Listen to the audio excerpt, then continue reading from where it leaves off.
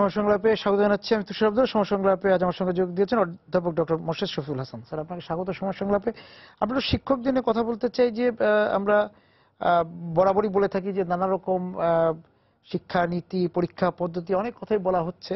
সেই জায়গা থেকে সব জায়গা থেকে একটা কথা বলা যে আমরা যেই নীতিতেই যাই, যে পদ্ধতিতেই যাই, সেটা মানে সফলতার কাছাকাছি পৌঁছে না, যে আমাদের পর্যাপ্ত মানসম্পন্ন শিক্ষক নেই। শিক্ষা ব্যবস্থায় যে কোনো রকম উন্নয়নমুখী পরিবর্তন করার জন্য যেটা দরকার সেটা হলো দুটো জিনিস, প্রথমত দুটো জিনিস। একটা হলো ভালো, দক্ষ, আগ্রহী শিক্ষক, এবং হলো উন্নত মানের পাঠ্যপুস্তক। বাকি যেগুলো আছে, প্রশিক্ষণ, নানা রকমের এই অন্য ব্যবস্থাপনা, সেগুলো হলো অতটা গুরুত্বপূর্ণ। এই দুটোর ভিত্তিতেই কিন্তু দেশের শিক্ষা ব্যবস্থা দাঁড়িয়েছিল। আমরা এখনো অনেক ত্রুটি বিচ্যুতি হয়তো ছিল, তারপর আমরা কিন্তু সেই শিক্ষা ব্যবস্থার গুণগান এখনো গাই। তো সেখানে কি ছিল? সেখানে ছিল ওই নিবেদিত প্রাণ ভালো শিক্ষক এবং পাঠ্যপুস্তক। এবং সেই দুই ক্ষেত্রে এখন অবস্থাটা শোচনীয় বললে অন্যায় বলা হবে না আর কি।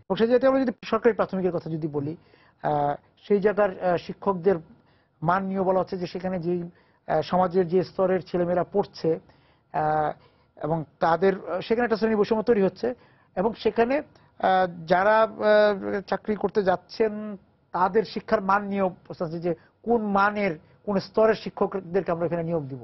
এখন ডিগ্রির বিচার যদি বা সনদের বিচার যদি আপনি দেখেন, তাহলে তো নিশ্চয়ই আজ থেকে 20-25 বা 30 বছর আগে যে ধরনের শিক্ষক নিয়োগ হতে হচ্ছে, এখন উচ্চ ডিগ্রিধারী শিক্ষকরা শিক্ষকতা করছেন প্রাথমিক স্তরেও। মাস্টার্স পাস করে অনেক শিক্ষকই পাওয়া যায় প্রাথমিক স্তরে। এর সঙ্গে তারা সিএনএড করা আছে, অনেকের বিএড এমএড করা আছে। যেহেতু প্রাথমিক স্কুলের যে সরকারি প্রাথমিক বিদ্যালয়ের শিক্ষক, বহু সংখ্যক শিক্ষক নেওয়া হয়, এবং দুটো ক্ষেত্র আছে যেখানে যারা চাকরি জন্য ব্যাপক সংখ্যক আগ্রহী প্রার্থী অংশগ্রহণ করতে পারে, তরুণরা অংশগ্রহণ করতে। একটা হলো বিসিএস, একটা হলো প্রাথমিক শিক্ষক নিয়োগ পরীক্ষা।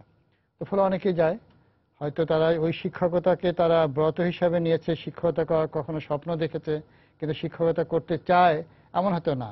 সরকারি চাকরি, নিশ্চিন্ত চাকরি, মাস শেষে বেতন, বছর শেষে ইনক্রিমেন্ট, চাকরি শেষে প্রভিডেন্ট ফান্ড, এগুলো আছে, এই চাকরিতে আছে, উপরে আছে, সেটা বিসিএস পরীক্ষা দিয়ে তাদের আছে, তারা যাচ্ছে এখানে, আগ্রহ নিয়ে যাচ্ছে সবাই। এটা কিন্তু মোটেও সত্যি না।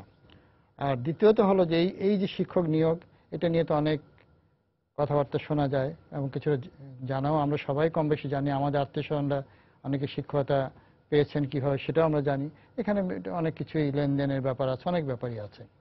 তো এই যে দুটো ব্যাপার হলো যে যারা আগ্রহী না হয়েও যারা শিক্ষকতা করতে যাচ্ছেন, শিক্ষকতা অন্য 10টা পেশার মতো না যে আমি 9টা 5টা অফিস করলাম, ফাইল সই করলাম, চলে আসলাম, এমন ব্যাপার তো না, বা নোট লিখলাম চলে আসলাম। তাকে ক্লাসরুমে পাঠদান করতে হবে, তাকে ছাত্রদের সামনে আদর্শ হিসাবে নিজে তুলে ধরতে হবে।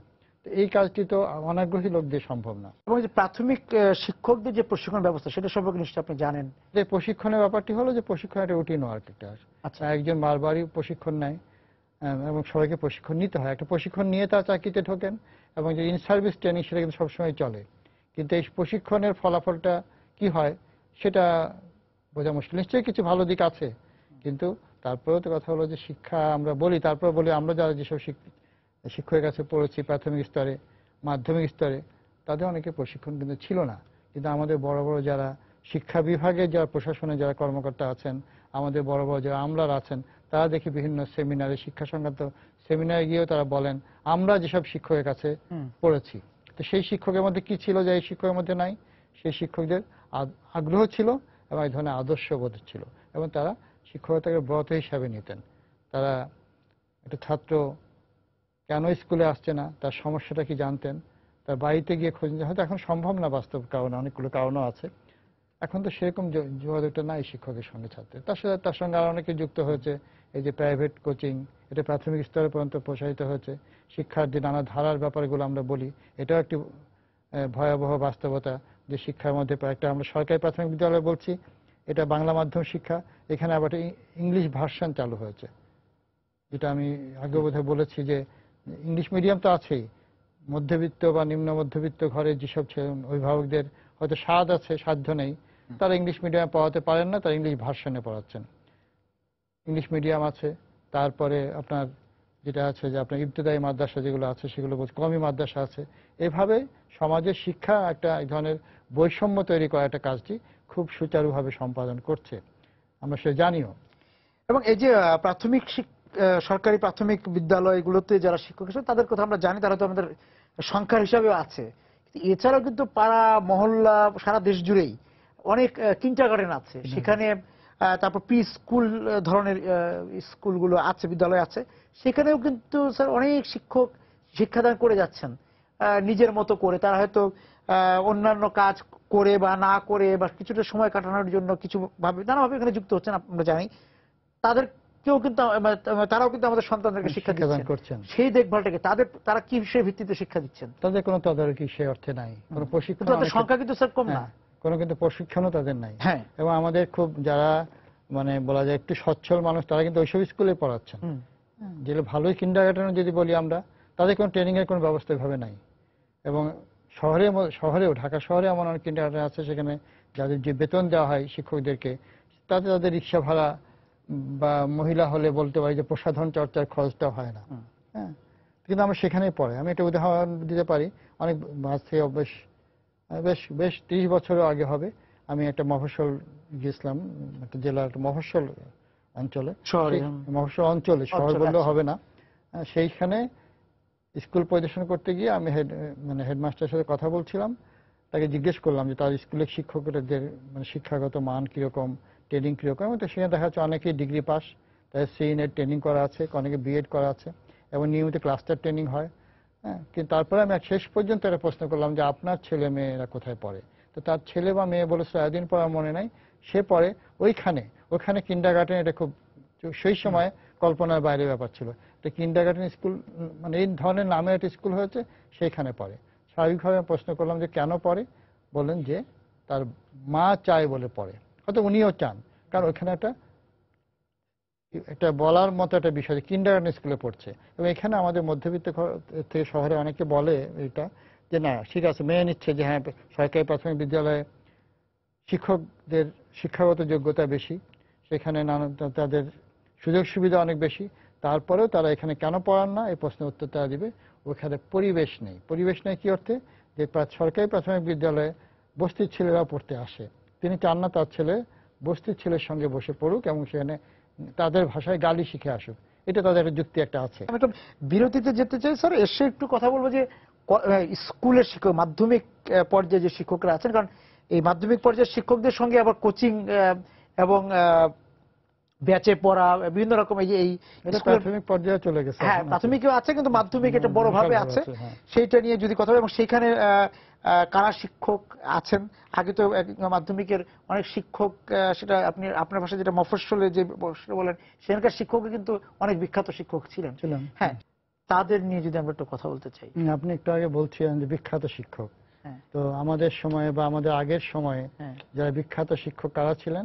যারা শিক্ষক হিসাবে ভালো, যারা ক্লাসে শিক্ষকতার আদর্শ আমাদের সামনে তুলে ধরতে পারতেন। শিক্ষক কেমন হওয়া উচিত, শিক্ষকের পাঠদান কেমন হওয়া উচিত। আজকের দিনেও অনেক পুরনো মানুষের বা আমাদের প্রজন্মের মানুষের, কিংবা হয়তো এর পরেও আপনাদের প্রজন্মের মানুষ অনেকে সেই শিক্ষকদের স্মৃতিচারণ করেন।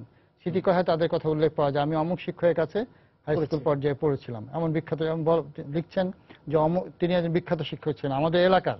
সেই বিখ্যাত শিক্ষক একরকম, এবং আজকে বিখ্যাত শিক্ষক কে? যার কাছে কোচিং বেশিরভাগ মানুষ করে, বেশিরভাগ শিক্ষার্থী করেন, স্কুল না, ক্লাসে না, বাড়িতে যায়। এবং যেই অভিভাবকরা যে শিক্ষকের কাছে তার ছেলে বা মেয়েকে ভর্তি করাবার জন্য, কোচিং এ ভর্তি করাবার জন্য তদবির করতে হয়, অন্যকে দিয়ে বলাতে হয়, রীতিমতো লাইন দিয়ে থাকতে হয়, তিনি আজকে নাম করা শিক্ষক। হয়তো কোনো বিষয়ভিত্তিক শিক্ষক, এবং সে কোচিং সেন্টার, বড় কোচিং সেন্টার। আমরা যে ঢাকার রাস্তাগুলিতে নিশ্চয়ই আপনি চলার সময় দেখেন যে অমুক স্যার অমুক গণিত পড়ায়, গণিত শেখায়, সঙ্গে স্যার শব্দটা দেওয়া হয়। সৃজনশীল পদ্ধতিতে শেখানো হয়, এরকম এখন দেখা যাচ্ছে। এই বানানটা হলো, আমি এমন একটা জায়গায় দেখেছি ঢাকা শহরে খুব কেন্দ্রস্থলে, যে এখানে সৃজনশীল পদ্ধতিতে শিক্ষার্থীকে মানে পরীক্ষার জন্য প্রস্তুত করা হয়। সৃজনশীল শব্দটার মধ্যে দুটো, বাংলা পড়ানো হয়। সৃজনশীল শব্দটার মধ্যে দুটো বানান ভুল আছে। নিশ্চয়ই শিক্ষকের চোখে পড়েছে, হয় তিনি জানেন না, আমি ধরে নিচ্ছি তিনি জানেন না, এটা আমি মানতে কষ্ট হচ্ছে। আমি ধরে নিচ্ছি তার সময় নেই যে উনি তো লোককে নিয়োগ করে ওই লিপিগুলো হ্যাঁ। লিখিয়েছেন, আর ওটা আবার মোছানো এটা তার কাছে খুব প্রয়োজনীয় মনে হয়নি। তো এখন বিখ্যাত শিক্ষক তারাই, এবং এই বিখ্যাত শিক্ষকের সঙ্গে অনেক সময় একেবারে পুরোপুরি বাণিজ্যিক সম্পর্ক। এবং আমি জানি ব্যক্তিগতভাবে, উচ্চ মাধ্যমিকের অভিজ্ঞতা আছে আমার কিছুটা, প্রাথমিক মাধ্যমিকের নাই, তবে একই রকম ব্যাপার হবে যে শিক্ষক রীতিমতো ছাত্রকে তার কাছে কোচিং করতে বাধ্য করেন। যেমন স্যার যে আপনি নিশ্চয়ই জানেন, আমরাও তো ছাত্র ছিলাম, সেখানে ক্লাস টিচারের কাছে পড়ার একটা, ক্লাস টিচার অনেক রকম ভাবে বাধ্যই করেন যে তার কাছে যেন যায়। এবং হ্যাঁ। সায়েন্সের ছাত্রদের বলা হয় যে প্র্যাকটিক্যালে নাম্বার দেওয়া হবে না তাদেরকে যদি তার কাছে না পড়ে। এটা অনেক সময় খোলাখুলি নাকি আজকাল বলে, আমি নাকি শব্দটি ব্যবহার করছি, কিন্তু আমি খুব নিশ্চিতভাবে জানি যে হ্যাঁ, দৃঢ়ভাবেই জানি যে এটা করা হয়। তো এটা তো শিক্ষক সুলভ আচরণ না। এখন কেউ বলতে পারে যে শিক্ষকরা কি সমাজ বলতে পারে, মানে বলে শিক্ষকরা তো সমাজের বাইরে না। সারা সমাজে যদি অবক্ষয় দেখা যায়, নৈতিকতার অভাব দেখা যায়, তাহলে শিক্ষকের বাইরে যাবেন কেন, এই কথা বলা হয়। কিন্তু ওই জায়গাটা যদি আমরা কাজ মানে এই যে একসময় ছিল না যে গরিব স্কুল শিক্ষক, তখন গরিব হয়ে তিনি গর্বিত বোধ করতেন, গরিব হয়ে তার শিক্ষক হিসাবে গড়ে, এখন সেই জিনিসটা নাই, এখন তিনি অন্যের সঙ্গে প্রতিযোগিতা করেন। তার একটা মূল কারণ হলো যে কারণটি আমি খুব জোর দিয়ে কথা বলতে চাই, বলেছিও অনেকবার এটা, যে যারা শিক্ষকতায় যান এখন, সেটা বিসিএস পরীক্ষা দিয়ে কলেজ শিক্ষায় হোক, কিংবা এই প্রাথমিক পর্যায়ে পরীক্ষা দিয়ে হোক, বা মাধ্যমিক পর্যায়ে পরীক্ষা দিয়েই হোক, তা যাচ্ছেন। এখন তো মাধ্যমিকে বা প্রাথমিকে চাকরি পাওয়ার জন্য আরো পরীক্ষা দিতে হয়, নিবন্ধন থাকতে হয় না, মাধ্যমিকে চাকরি পাওয়া যায় না। বেসরকারি কলেজে চাকরি পাওয়ার জন্য নিবন্ধন থাকতে হয়। তো সেই পরীক্ষা দিয়ে উত্তীর্ণ হয়ে তারা যাচ্ছেন। কারণ আমি তাদের শিক্ষাগত যোগ্যতা নিয়ে হয়তো বলবো না তাদের খুব শিক্ষা যোগ্যতা তারা খুব পিছিয়ে, তা বলবো না, কিন্তু তাদের অনেকেই আসলে অন্য চাকরি পেলে শিক্ষকতা করতেন না। যখন শিক্ষকতায় ঢুকতেই হয়েছে, এবং অনেক ক্ষেত্রে যেখানে শিক্ষকতায় ঢোকার জন্য তাকে বিনিয়োগ করতে হয়েছে, তার প্রথম লক্ষ্যই থাকে সে বিনিয়োগটা তোলা এবং তাকে লাভজনক একটা পেশাটাকে লাভজনক পরিণত করা। এবং তিনি তুলনা করেন তার যে আত্মীয় অন্য পেশায় আছে, অন্য চাকরিতে আছে, হয়তো এমন বিষয়ে কাজ করে তার মধ্যে, যেহেতু আমার চেয়ে পরীক্ষায় তার রেজাল্ট খারাপ ছিল, খারাপ ছাত্র ছিল, সে যদি আজকে ওই পর্যায়ে যেতে পারে, বা তার বিত্ত বৈভবের দিক থেকে, বিলাস ব্যবসায়ের দিক থেকে ওই জায়গায় চলে যেতে পারে, তাহলে আমি শিক্ষকতা দিয়ে সেটা কিভাবে করব? তার জন্য প্রাইভেট কোচিং এর ব্যবস্থা আছে, এবং আরো নানা রকম দুর্নীতি আছে শিক্ষাক্ষেত্রে। সেটা মানে আমার একটা সন্দেহ আছে, সেটা হচ্ছে, আমি জানি না আপনার কিরকম হবে, যে আমরাও স্কুলে পড়ার সময় শিক্ষকদের প্রতি আমাদের যে শ্রদ্ধাবোধটা ছিল, এখন বিভিন্ন স্কুলে যাওয়া হয় স্যার, সেরকম খুব একটা দেখি না। সে আমি যে জানি যে বাচ্চাটা সে তো দেখছে শিক্ষক তার টাকা নিচ্ছে বলে তাকে পড়াচ্ছে, আগে টাকা নিয়ে প্রাইভেট পড়াচ্ছে, যদি সে পরে টাকাটা না দেয়, তো সে তার শ্রদ্ধাবোধটা কিভাবে ভয়, ভিত্তি, ভক্তি, শ্রদ্ধা সবকিছুতেই এক ধরনের সেটা সম্পূর্ণ বাণিজ্যিক হয়ে গিয়েছে। শ্রদ্ধাটা তো আকর্ষণ করতে হয়, শ্রদ্ধাটা আকর্ষণ করতে হয়। আর শিক্ষকদের যে ব্যক্তিত্ব, আগে ভয় পেত, সে মারের ভয় পেত, ব্যক্তিত্ব ছিল, শাস্তির ভয় পেত। এবং শিক্ষক অনেক আগে এটাও ছিল যে শিক্ষক সে তার বাবারও শিক্ষক ছিল, চাচারও শিক্ষক ছিল এলাকায়। এখন তো সেটা ব্যাপার নাই, এখন হলো শিক্ষকতা হলো একটা অন্য চাকরির মতো, এই জায়গায় আজকে আছে কাল কমুজিয়া আছে, কাজে সেই শ্রদ্ধা, সামাজিক ভিত্তি সেটা তৈরি হওয়ার সুযোগও নাই। এই বিষয়টা নিয়ে ভাবাভাবি যে খুব সমাজে হয় তাও কিন্তু হয় না। শিক্ষকতাকে অন্য পেশা থেকে আলাদাভাবে দেখতে হবে। মাধ্যমিক নিয়ে স্যার কথা বললাম, আপনার উচ্চ মাধ্যমিক নিয়ে তো জানার দিকটা অনেক ভালোভাবেই আছে, অনেক ভালোই জানেন অভিজ্ঞতা থেকে। ঢাকা শহর ব্যাপারটা আমি অনুসরণ করিনি। যখন আমি মফস্বলে যখন কোথাও চাকরি করতে গিয়েছি, সেখানে হয়তো কোনো সহকর্মী বাসায় গিয়ে আমি দেখতাম বাসার বাইরে একটা লম্বা ধরনের বেঞ্চ, আচ্ছা মানে টেবিল, লম্বা ধরনের টেবিল এবং বেঞ্চ। আমি বুঝতে পারতাম না যে তার ড্রয়িং রুমে সবসময় এরকম একটা জিনিস থাকে কেন। তারপর কিছুদিন পর আবিষ্কার করলাম যে উনি বিকালে বা সকালে প্রাইভেট পড়ান। এটা একটা খুব সাধারণ ব্যাপার। এখন প্রাইভেট কিন্তু আমরাও পড়েছি, একেবারে বলি যে প্রাইভেট ছিল না তা কিন্তু না, প্রাইভেট পড়েছি।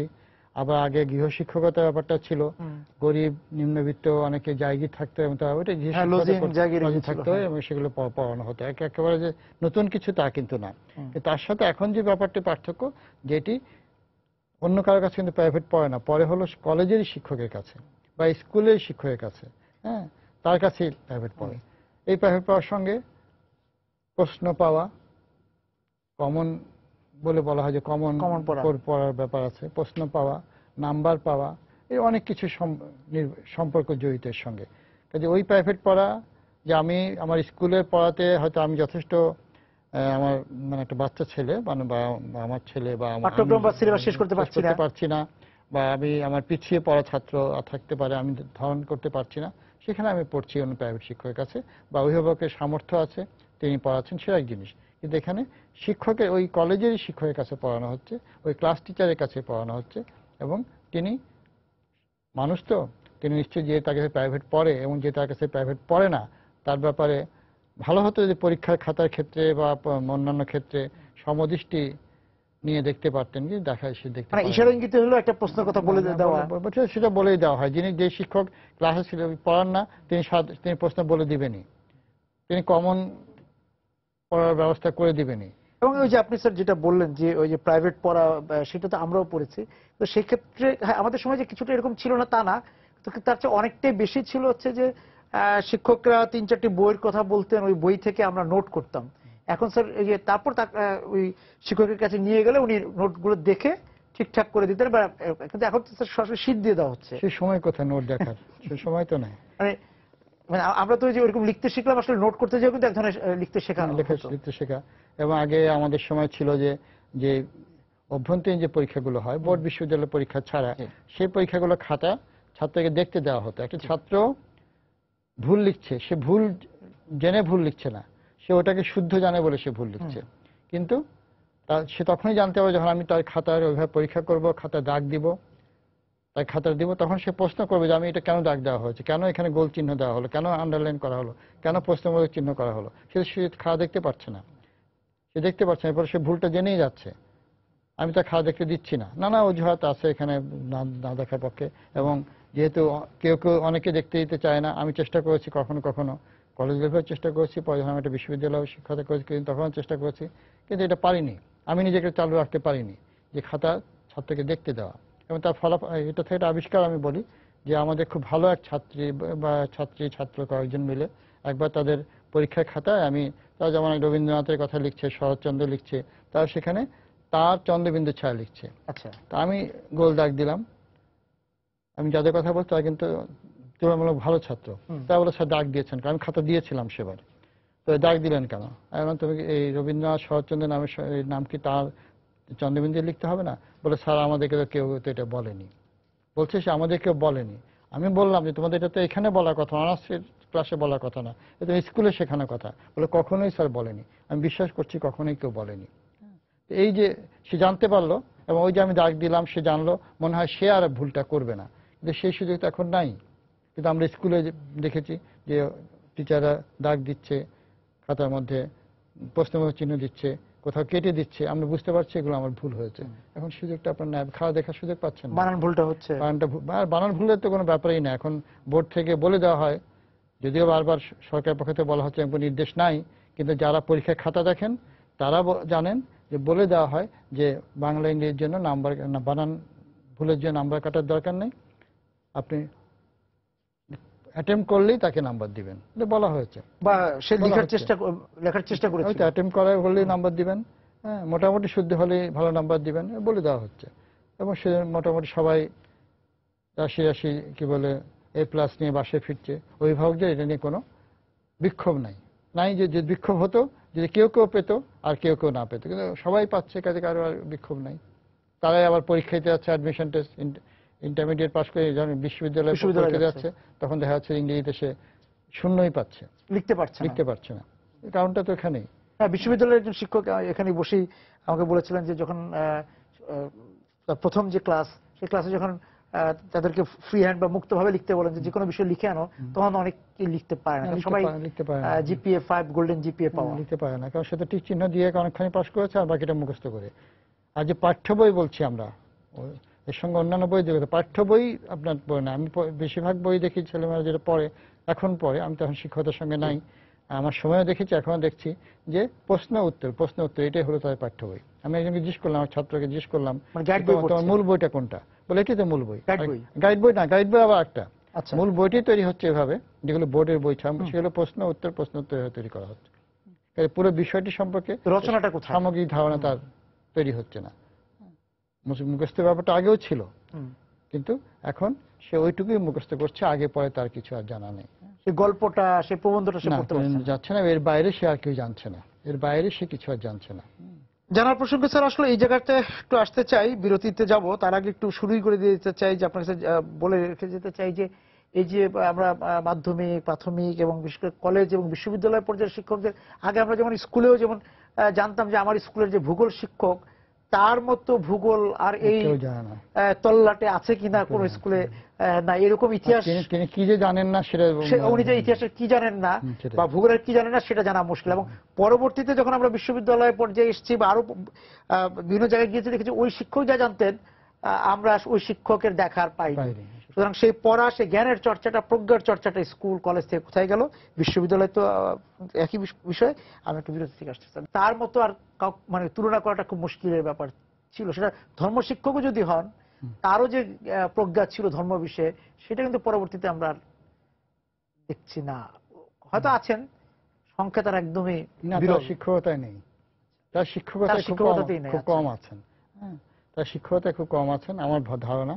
এবং আমি একটা কথা বলতাম, আমি বলতে একটু অস্বস্তিও বোধ করছি। আমার যারা বিশ্ববিদ্যালয় পর্যায়ে যারা আমার শিক্ষক ছিলেন, তারা হয়তো কেউ যদি প্রোগ্রামটা দেখেন বা কারোর কাছ থেকে শোনেন হয়তো দুঃখ পাবেন, কিন্তু আমি একটা কথা বলতাম যে আমি স্কুলে যা শিখেছি, স্কুলের শিক্ষকদের কাছে শিখেছি এবং তারপরে কলেজের শিক্ষকদের কাছ থেকে শিখেছি। বিশ্ববিদ্যালয়ে আমি কোনো কারোর কাছ থেকে, শিক্ষকদের কাছ থেকে আমি কিছু শিখিনি। এটা দুটো কারণ হতে পারে। একটা হলো বিশ্ববিদ্যালয়ে আসার পরে আমি আমার পথ তৈরি করে নিয়েছি, আমি অন্যান্য ভাবে আমার জ্ঞান অর্জনের পথ তৈরি করেছি, শিক্ষকদের উপর অতটা নির্ভরশীল না। অথবা শিক্ষকরা হয়তো বলবেন যে তুমি তো ক্লাসই করতে না, তুমি তো এরকম বলতেই পারো, এটাও হতে পারে। কিন্তু এটা বাস্তবতা। আপনি যখন বললেন তখন মনে হচ্ছে এটা অনেকের ক্ষেত্রে এটা বাস্তবতা। এখন সেটা হলো এই যে আমি আমাদের স্কুল, প্রাইমারি স্কুল পর্যায়ে আমাদের শিক্ষক ছিলেন, তার নাম আমি মনে আছে। কেন মনে আছে? তিনি আমাদের কিন্তু বোর্ডের একটা গণিত বই থেকে আমাদের অঙ্ক করতে হতো, এবং তিনি আমাদের, তার কাছে আমরা প্রথম যাদবের পাটিগণিতের কথা শুনেছি, এবং যাদবের পাটিগণিতের কোন পৃষ্ঠায় কোন অঙ্ক আছেন তিনি বলতে পারতেন। এবং সেই শিক্ষক আমাদেরকে এমন, আমি কিন্তু অঙ্কে খুবই কাঁচা, কিন্তু তারপর একদিন তিনি বললেন যে আমাদের গণিত বইয়ের পেছনে যে অঙ্ক ফলাফলটা থাকে ছিঁড়ে ফেলো। পরদিন দেখা গেল আমরা অনেকেই ছিঁড়ে ফেলেছি। শিক্ষক এভাবে আমাদের প্রভাবিত করতেন। আমরা তো ওই অঙ্ক করি, আমরা দেখি ছিঁড়ে ফেলো, আমরা সবাই ছিঁড়ে ফেলে করেছি। এরকম শিক্ষক আমাদের ছিল, এবং তাদের সেই শিক্ষকদের আমরা কাউকে বলতাম আইএসসি শিক্ষক, কাউকে বলতাম আইকম শিক্ষক, বিকম আমরা খুব একটা পাইনি, বিসিএসসি পাইনি, আইএসসি শিক্ষকের কাছে আমরা পড়েছি।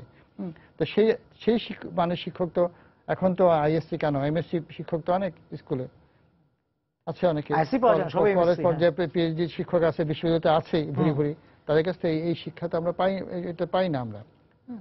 এবং আমরা দেখেছি যে এটা, সেখানে একটা বিষয় আছে যে শিক্ষককে মানে ঠিক ওই যে তার বিষয়ে যদি একেবারে কেন্দ্রীভূত থাকে, বিষয়ে সীমাবদ্ধ থাকে, তিনি খুব ছাত্রদের খুব মন জয় করতে পারেন না। এটা এখনের জন্য বাস্তব।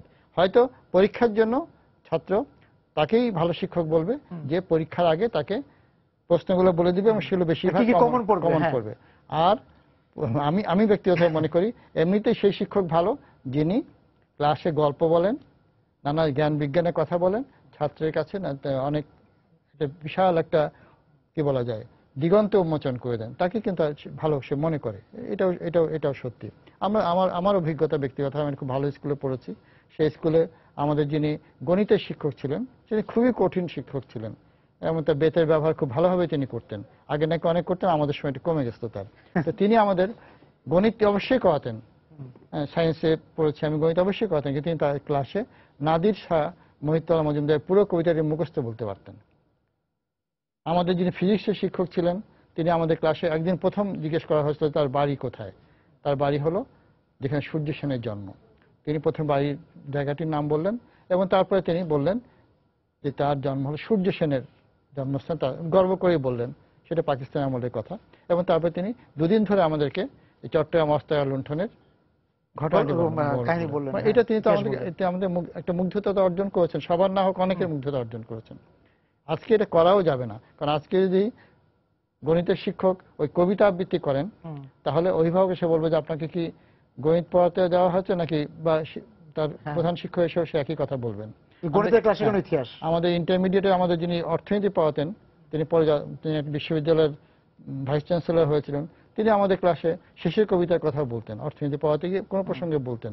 তাতে আমরা পরীক্ষায় খারাপ করেছি তা কিন্তু না, কিন্তু এখন অভিভাবকদের চাওয়াটা বদলে গেছে, শিক্ষার্থীদের চাওয়াটা বদলে গেছে। তারা আসলে অত জানতেও বোধহয় চায় না, বা জানা অন্য পথ তাদের আছে, নানা রকম জানতে পড়াশোনার জায়গাটা যে জ্ঞান চর্চার মধ্যে তারা কতটা নিয়োজিত থাকেন শিক্ষকরা এখন?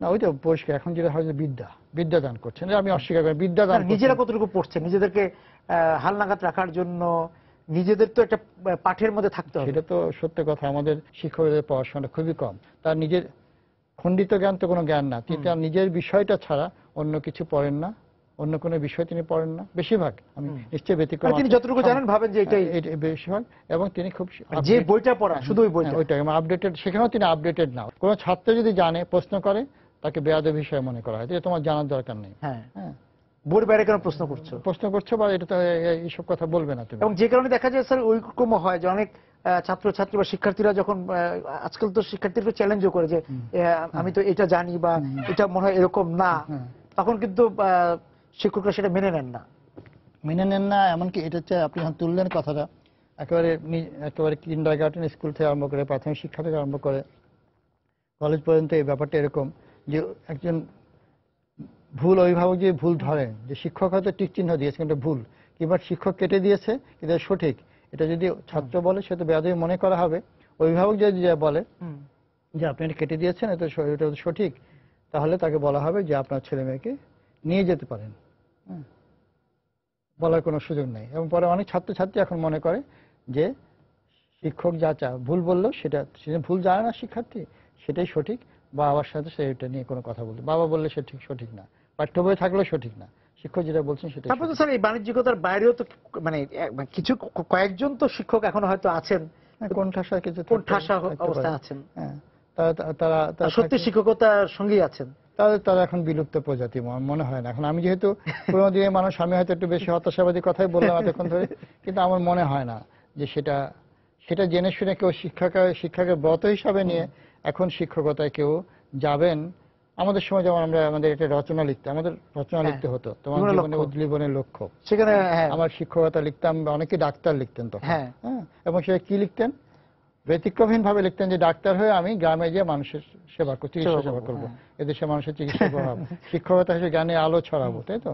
সে সময় কিন্তু সমাজের ব্যাপারটা ছিল। কলকাতা বিশ্ববিদ্যালয় ফার্স্ট হয়েও নিজের এলাকায় গিয়ে স্কুলে শিক্ষকতা করেছেন, কলেজ গড়ে তুলেছেন, ডাক্তারি করেছেন। এখন কি এটা ভাবা যায়? এখন শিক্ষক হতেও চান না কেউ। তারপরে যারা স্যার শিক্ষকতা করছেন, আপনার বা আমরা যে আমাদের কাছে যে প্রত্যাশা দেব, আপনারা যে শিক্ষকদের সঙ্গে কাছ থেকে শিখেছেন বা নিজেরা শিক্ষকতা করেছেন, সেই জায়গা থেকে সেই শিক্ষকরা যদি এক দুজনও থাকে তাদের প্রতি আমরা হয়তো শ্রদ্ধা জানাতেই পারি। শ্রদ্ধা জানান, তারা হয়তো আছেন, তারা এখনো পূজনীয় করছেন, তারা চেষ্টা করছেন, কিন্তু তারা খুব কুলিয়ে উঠতে পারছেন না, তাদের প্রতি আমাদের শ্রদ্ধাবোধ থাকলো। স্যার আপনাকে অনেক ধন্যবাদ আজকে আমাদের সঙ্গে যোগ দেওয়ার জন্য। দর্শক যারা ছিলেন আজকে শিক্ষক এবং শিক্ষকতা নিয়ে এই আলোচনার সঙ্গে, আপনাদেরকে ধন্যবাদ জানিয়ে শেষ করছি আজকের সময় সংলাপ। দেখা হবে আগামী দিন। সবাই সুন্দর থাকুন।